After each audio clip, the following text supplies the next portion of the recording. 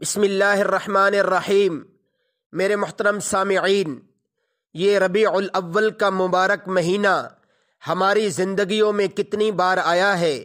لیکن کبھی ہم نے اس کے خاموش سبق اور پیغام کو بھی سمجھا ہے۔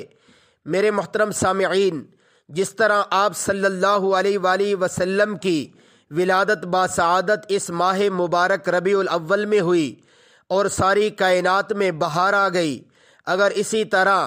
آپ صلی اللہ علیہ وسلم کا ایک امتی آپ صلی اللہ علیہ وسلم کو دل و جان سے آخری نبی مان کر آپ صلی اللہ علیہ وسلم کی ایک ایک سنت کو دل و جان سے اپنا لے تو خدا کی قسم اس کی زندگی میں دنیا اور آخرت کی بہار آ سکتی ہے۔ لیکن افسوس صد افسوس،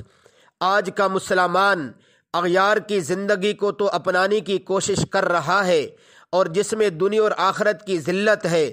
لیکن افسوس آپ صلی اللہ علیہ وسلم کی زندگی مبارک سے دور ہوتا جا رہا ہے جس میں دنیا اور آخرت کی عزت ہے۔ میرے محترم سامعین، کوشش کریں کہ ہماری زندگی کا ایک ایک لمحہ آپ صلی اللہ علیہ وسلم کی سنت کے مطابق ہو جائے تاکہ ہم